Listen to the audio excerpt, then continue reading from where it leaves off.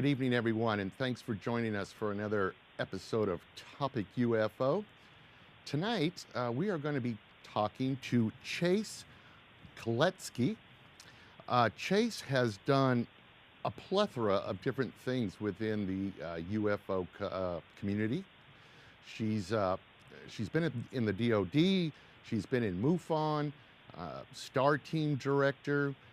She's done her own show, still is doing her own show, has been involved in several very interesting cases. One of them that I'm hoping she'll talk to us about tonight specifically. And I think she is just going to be an excellent guest. So let's bring her on right now. Chase, are you out there, ma'am? I am. Thank you for having me, Rick. I'm looking forward to this. Well, great. I appreciate you taking the time out. I know you are a busy lady. Besides ufology, you also control a family and pets as well, right? I do. I don't know how much control I have, but yes. You're involved with a family and pets, I guess you could say. Well, listen, why don't we start off, with the golden question. How did you get started in ufology? It probably started, I was 16 years old, and I was home from school with strep throat, and my stepmother brought in a book that she had just finished, and she loved it, and thought that I should read it, and it was Chariots of the Gods by Eric von Daniken, and that really started a big interest into UFOs. And of course, once I graduated high school, in Rhode Island, there's a lot of paranormal groups, and it was just something I gradually grew into. But UFOs have always stayed my forte and my main focus. So when you read Chariots of the Gods, were you an automatic believer, or did it just open your mind a little bit, or can you remember that? I think it more opened my mind. And to me, a lot of his questions they just made so much more sense to me than just, swallowing everything without asking. So, that's when the questions would come out. What if there is life on other planets? What if they really are coming here? What if what Betty and Barney Hill said is absolutely true and did happen? Mm-hmm. And, of course, that just led into, full-fledged investigator and so on. So at some point, I believe mid-90s is when you got involved in MUFON? Yes, I joined them in 1996. I think it was 94, but I still have the first MUFON card that I ever received, and it said I was a field investigator trainee. They were made on a typewriter and personally hand-signed by Walt Andros. So I have that. Yes, to me, it's quite a keepsake. That might be a collector's item someday, Probably, except the picture on it, of course, you had to put your own picture on and have them laminated yourself, which I did because I was so proud of it. But my hair was the size of Texas. Oh, my God. Well, you can't dwell on that. We all looked different back then. I had hair at one time, so, So, when you got involved in MUFON, where did the story go from there? I mean, did you automatically get involved in cases? How did that MUFON career work out, or how did it progress? Well, it progressed kind of slowly at first, and it really depends on back then, and I do believe it's the same today, on what state you live in and how active the state director is, and, is it a fully activated state? There's leadership in the state. And being married to an active duty service member, we moved around a lot. So for most of that, I was a journal subscriber, even though I was a field investigator. Most of the time, I wouldn't hear from a state director, or the state didn't have one. So I was kind of floundering around on my own, which is how I got into paranormal investigations. But I never gave up the field investigations, and of course we move every couple of years. So I would end up in a state that was really active, and I would get to I would get the cases and get to go out in the field, and I loved it. I loved being a MUFON member, just loved it. And it was probably just a few years after that. I think I did the math. I was with them for 18 years, and yeah, and so. But basically, I did eventually work my way up, kind of from a field investigator, which is the most important and prestigious title in MUFON. It's their heart and soul, obviously.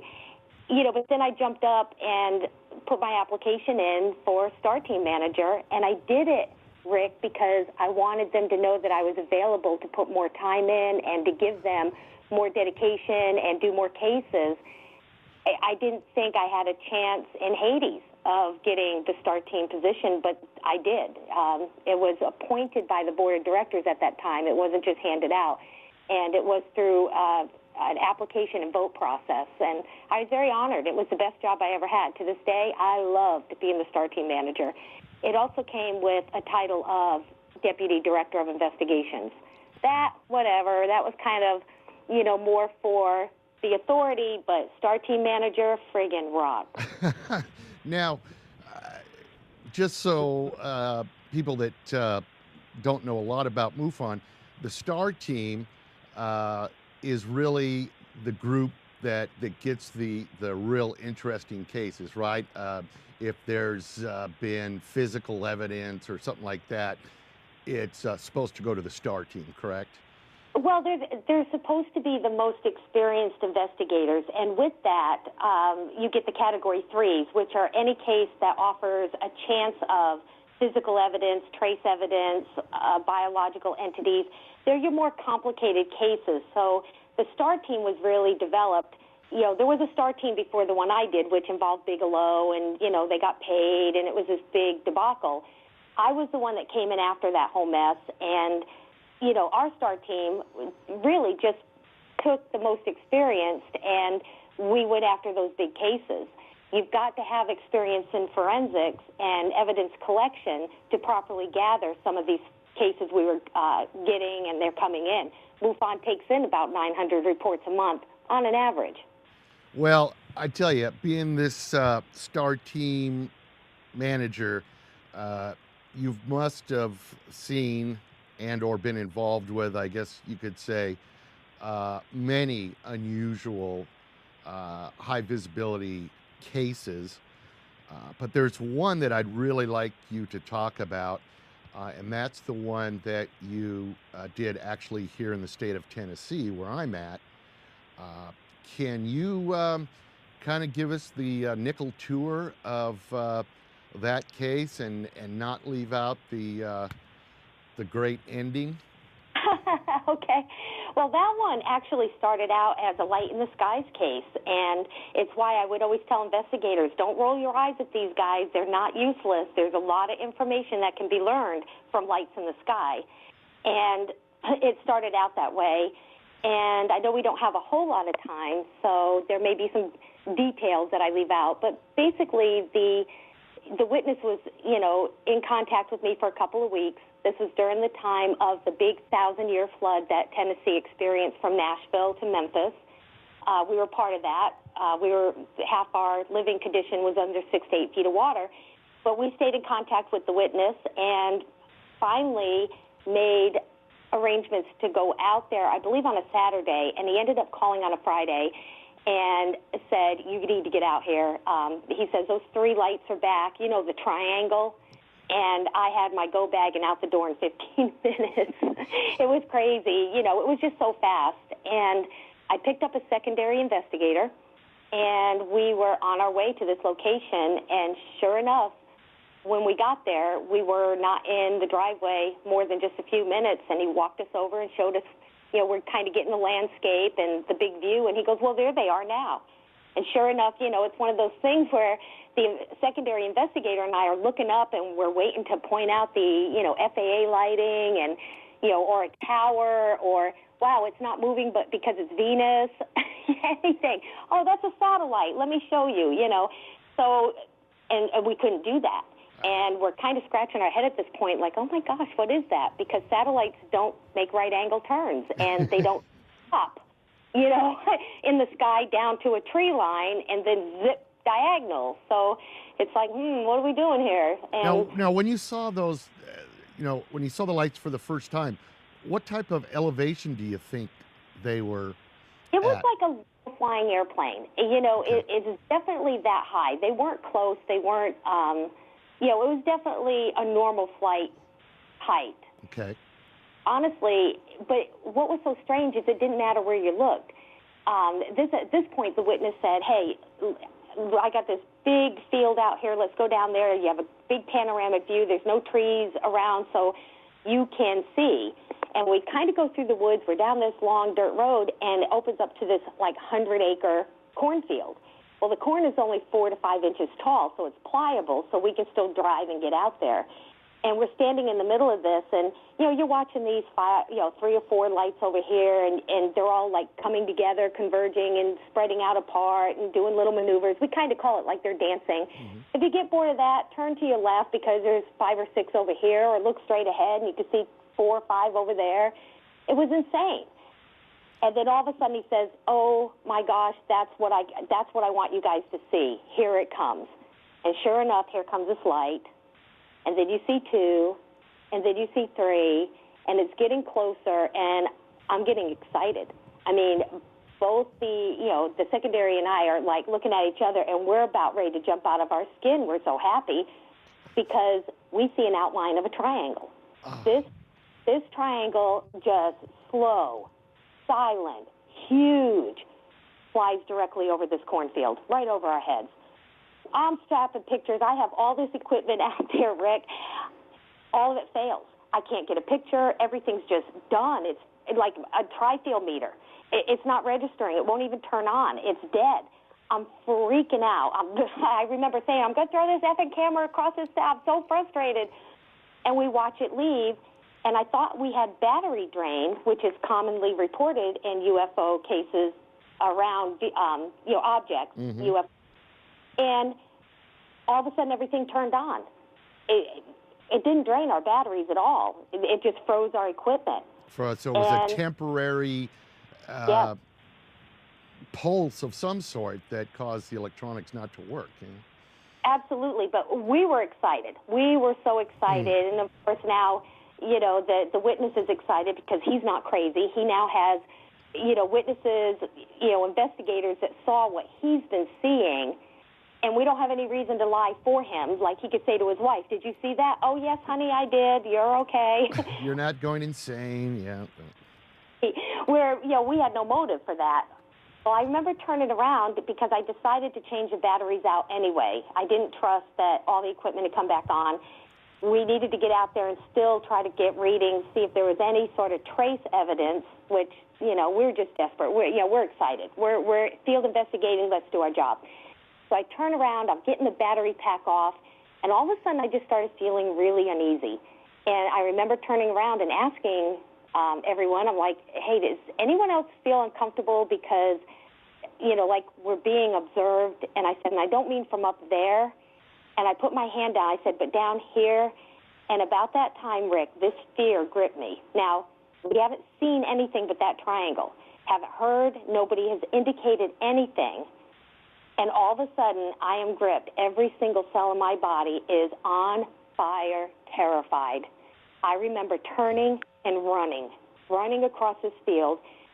But as I turned, I noticed so did everyone else. At the exact same time, we all turned and started running. Nobody said what was that. Nobody said run. We all behaved exactly the same way. And I found that odd, even in that state. But we're running, and we're hauling. Running so fast, and all of a sudden the witness was a few steps in front of me. He stops. I hit him so hard running through this dark cornfield, and he had a flashlight, and he said, what the F was that? And he takes his hand with that flashlight, and he swings back, and it lands directly on this little being out there about 3.5 foot tall. And I remember being so stunned because it was so close. And how to get here? And it's like 1,000 questions went through my mind in a nanosecond because we only laid eyes on that being for 1 second. 1/1002. In just that time, that's how long that flashlight was on that being, and we were off again running. We weren't afraid of the being. We were already terrified and getting out of there before we even saw that thing. But it didn't matter. Now, imagine being a UFO investigator since 1994, and in 2010 is the first time you ever see anything that you're like, oh my gosh, I'm seeing something that I do believe is not ours in any way, shape, or form, and you're running. I'm not a runner. I'm like, what is going on? We were terrified. We all jump in this truck. We leave this field where we left so fast. He caught air. We were airborne leaving that field. We get up to his driveway. Everybody piles out. We're kind of looking at each other, and it's like, I think it was me that the first one, I just kind of started giggling. Was that? It was just kind of crazy. And at this point, I'm starting to feel better. I'm not feeling that pain. So I'm realizing something happened to us out in that field. Why did we run? What's going on? And then all of a sudden I got nervous. Rick, I'm like, oh my gosh. And I picked up my phone, like, what time is it? And I looked down, and sure enough, it's exactly when it should have been. And the relief must have been clear on my face because I was so relieved. Because it just hit me, like, have we lost time? Is this what that means? Because it was kind of confusing. Why did we run? What was going on out there? And what the hell was that we saw? It's all going through your mind. Well, after the secondary's on the phone trying to call the state director, she's got him on the phone, and the witness comes up. And, Rick, at this point, I realized how important it was for him to not only have objective witnesses. We didn't have a motive to pat him on the head and say, yes, you saw that. Right. But what he considered professionals. And he was so relieved. He comes up to me. He's on one knee. He's breaking down. And he says, Chase, you saw that, right? You saw that. Didn't you see that? And I said, yes. And then he says, what do they want?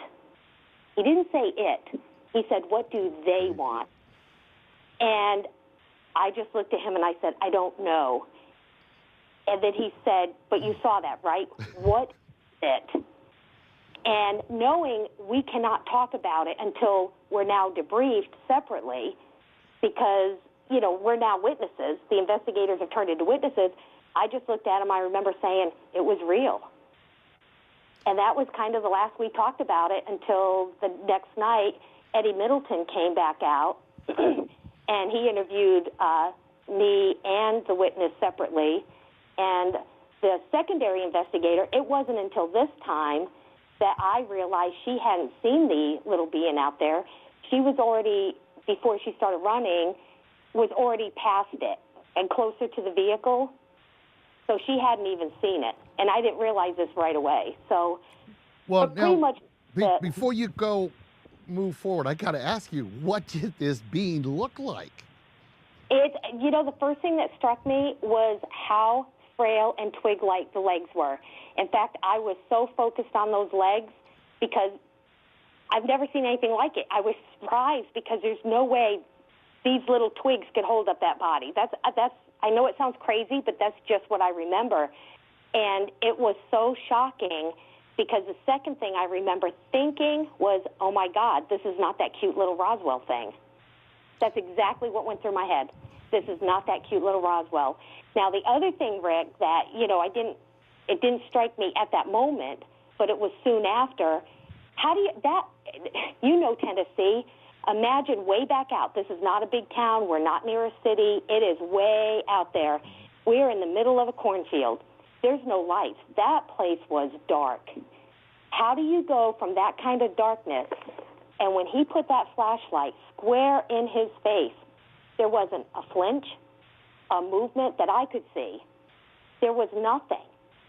So immediately, like on the way home, the first thing I'm thinking on the way home is, really? Come on. Nobody gets everything in one night. That's the most ridiculous thing that's ever happened. I'm just like, seriously? Come on, guys, Well, now, wait a minute. You still haven't told me. I want to know what this thing looked like. So it had these stick legs. Now, yes. Did it have the barrel chest that they describe? What did the face look like? Did you get a glimpse of the face? Yes. And the neck was really thin. You know, almost everything was very reminiscent of what we know as a classic gray. Okay. You know, the hands are a little longer. I don't remember seeing how many fingers it had. I just remember them being a little longer. The legs, I believe, were so thin because of the way the flashlight hit it. And I don't know that for sure. I'm just, you know, as a hypothesis at this point, it's just educated that it just couldn't have stood. They were so twig-like. So I'm just assuming the flashlight hitting it shadowed most of them. But it was still tiny little legs. And the neck was little. I didn't see any kind of zipper, collars, anything to indicate male or female, clothing, nothing like that. The face, however, was very reminiscent of the gray. It just didn't have those big black almond wraparound eyes. They weren't that big. They were almost like that, but they were more human size. And the nose was barely present, but there was a little bump, but it wasn't like a hole in their face or something. You know, the little mouth was slit, but you could tell they probably didn't use it. It was very small. Didn't really see much of ears, but the head was big, kind of just like you would expect the gray. I guess what hit me were the eyes. I just didn't see that, you know, those big eyes from the gray alien. Couldn't tell you what color it was. And honestly, Rick, to this day, I don't call it an alien because I'm not sure what that thing was. So, but you're fairly confident that this was not some type of, you know, known animal. Oh, yes. It wasn't anything I've ever seen on Earth or, no, nothing like that. But was it a machine? Because it didn't flinch. It just didn't make sense. The other thing was nobody heard it coming up. We were back in that cornfield 30 minutes after we left. No way I was staying out of there. I'm still scratching my head like, why'd I run? Like, that's crazy. Who does that? And well, that's what I was going to ask. Looking back, do you wish you would have not ran?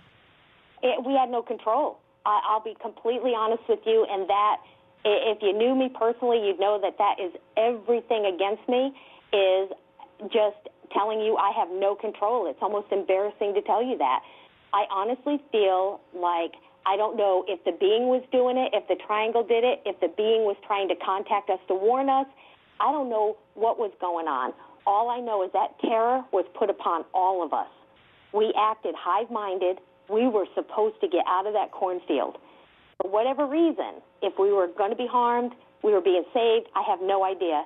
All I can tell you is that the fear generated would probably have been the only thing to get me out of there. You know, I would have heard a noise. I have to tell you, the witness had a big old shotgun sitting right in the back of that truck. This is a guy, he grew up in this area. He's been there all his life. 1 mile was the house he grew up in. This is the cornfield he and his family had, you know, his whole life had farmed. And he had a big shotgun. And when he pulled it out, you know, because it's just me and another female investigator, and we're thinking, dude, he kind of looked, he goes, I'm not a serial killer. I'm not out here to hurt you, girl. We have coyotes out here. This is a guy who brought a shotgun in case we were bothered by coyotes. Again, not a man to run.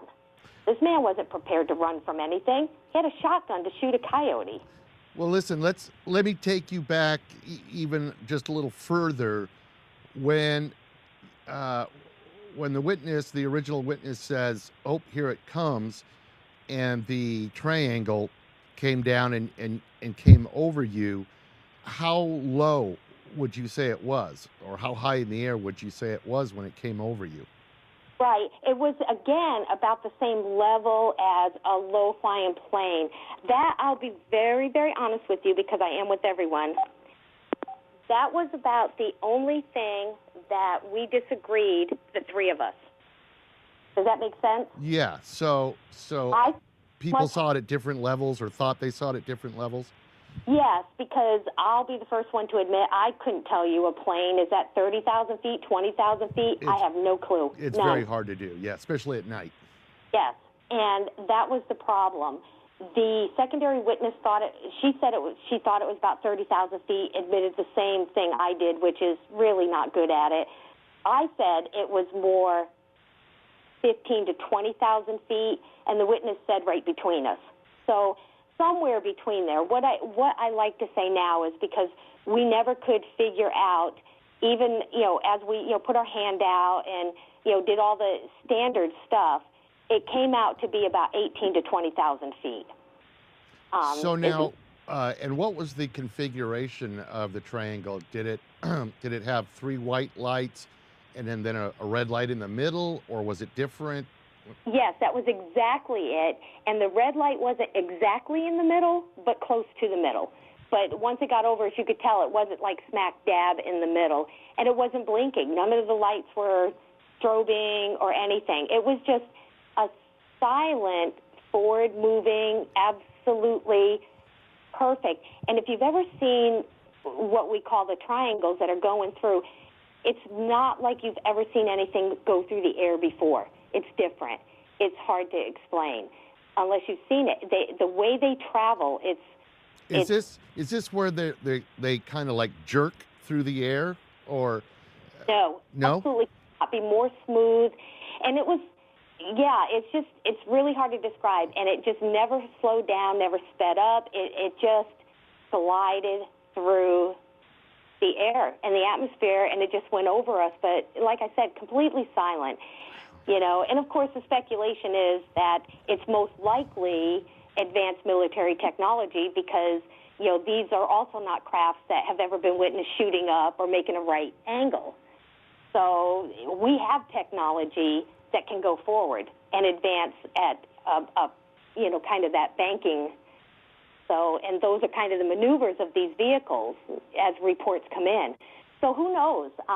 All I know is we told the truth on exactly what happened. Was the alien government? Well, exactly. Then you become the STAR team manager, and you have to stand up in front of everybody and tell the truth and say you ran like a little girl. But you have to be honest, and you have to come out and say exactly what happened. And and we did a good job on that investigation.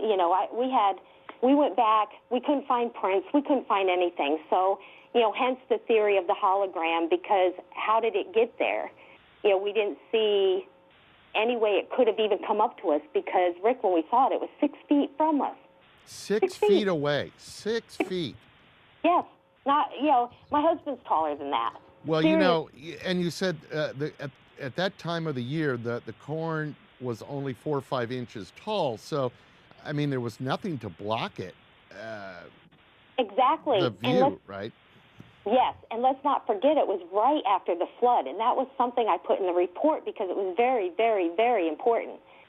That flood, I mean, there was so much mud and everything out there because the flood had just receded, and the ground was so saturated.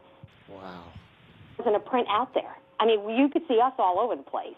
You could even tell the difference of when we walked out there or walked back to the truck to when we ran. And that's how easy it was to get a print.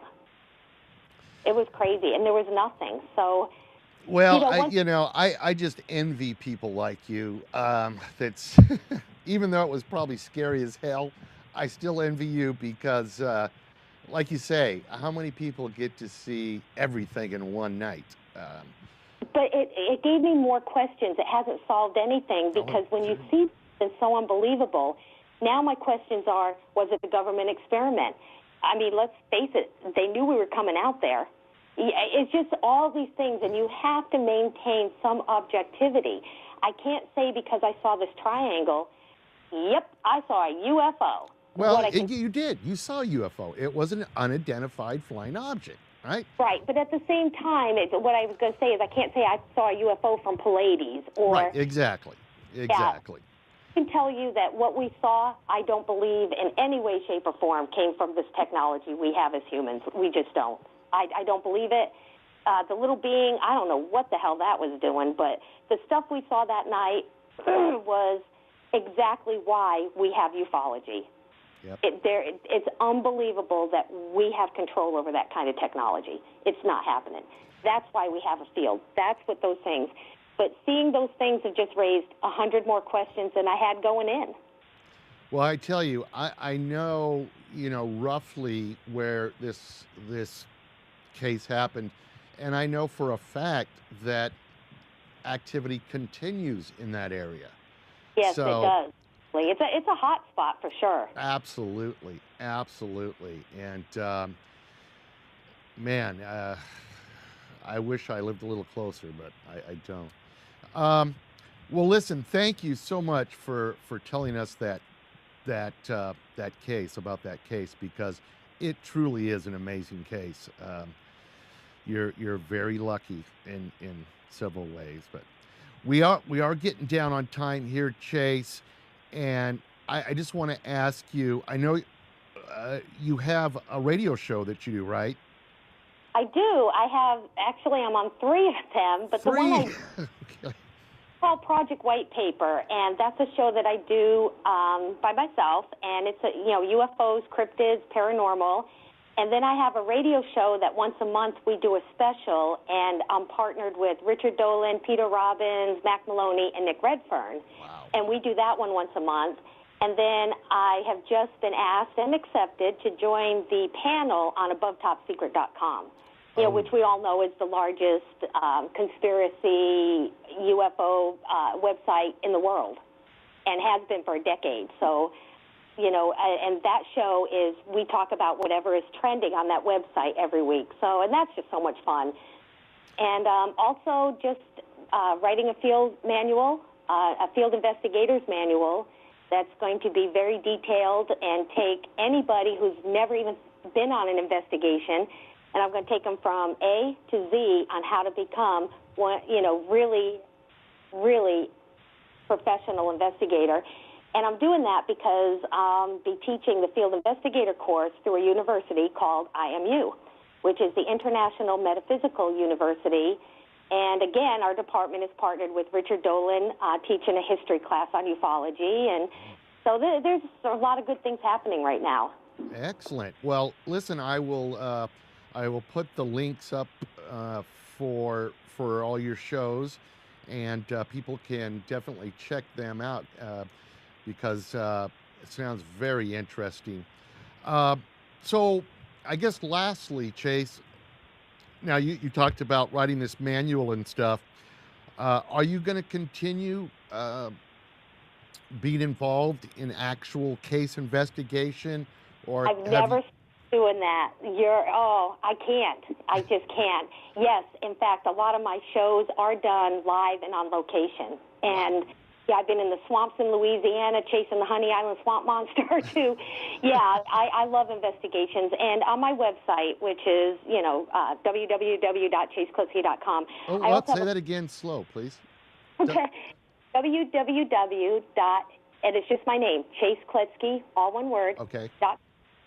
And there is a place that people can still submit reports, and I get several of them a week. And I call every single person, and nobody gets left out or shunned out, and every single person gets a call. And some of the cases that I can help with, I do. So, some of them I do pass on because I network pretty much internationally. I do a lot with Germany and the UK, but a lot in the United States. And there's not a state in the United States that I don't know of one of the best paranormal teams, ufologists, and cryptozoologists. So, I put the witnesses in good hands. You are very well connected, I must say. Well, it's because you're a hard worker and you do a good job, Well, and it's networking. It's not afraid to get out there and contact other professionals and individuals and, making it happen. Exactly. That's the biggest thing. You can't just stick your head and stay in a little box of corporate attitude, and because that's exactly where you're going to be, is in that box. Exactly. Exactly. You got to go outside and look up in the air once in a while, right? Yeah, that's where all the action is. Well, listen, Chase, thanks again so much for being a guest tonight. Truly amazing story. Thanks so much for telling us about it, because I just pictured in my mind. It just blows my mind just to think about it. And good luck on all your shows that are going on, and the manual you're writing. And we will definitely stay in touch. Okay. Yeah, let's do that, because you're doing some good jobs, doing some great work out there too, Rick. And thank you so much. And yes, we need to stay in touch and network as well. Okay, great. Well, listen, you have a good evening, and we'll be talking to you. Awesome. Thank you. Okay, bye-bye, Chase. Bye.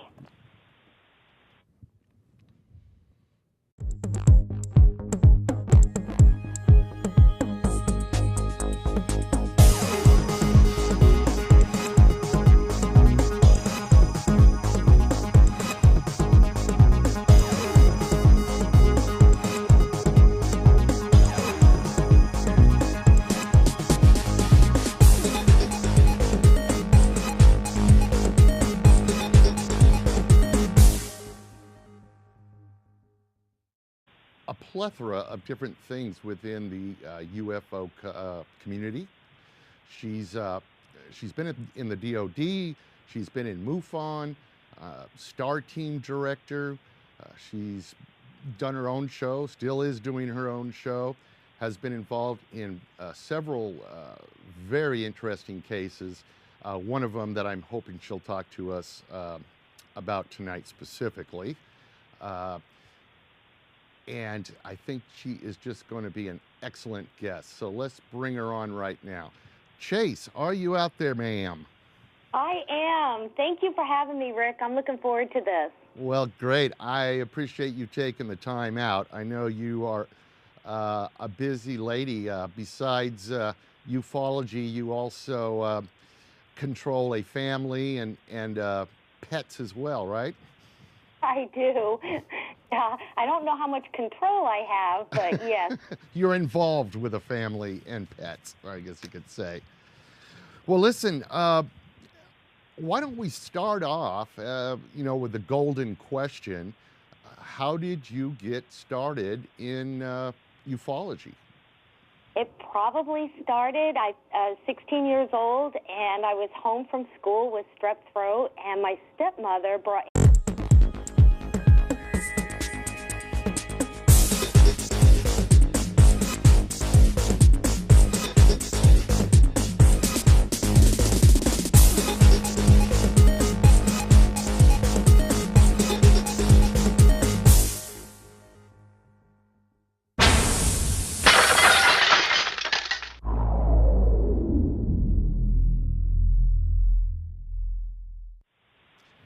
Good evening, everyone, and thanks for joining us for another episode of Topic UFO. Tonight, we are going to be talking to Chase Kloetzke. Chase has done... in a book that she had just finished, and she loved it and thought that I should read it, and it was Chariots of the Gods by Eric von Daniken, and that really started a big interest into UFOs. And of course, once I graduated high school, in Rhode Island, there's a lot of paranormal groups, and it was just something I gradually grew into. But UFOs have always stayed my forte and my main focus. So when you read Chariots of the Gods, were you an automatic believer, or did it just open your mind a little bit, or can you remember that? I think it more opened my mind. And to me, a lot of his questions they just made so much more sense to me than just, swallowing everything without asking. So, that's when the questions would come out. What if there is life on other planets? What if they really are coming here? What if what Betty and Barney Hill said is absolutely true and did happen? Mm-hmm. And, of course, that just led into, full-fledged investigator and so on. So at some point, I believe mid-90s is when you got involved in MUFON? Yes, I joined them in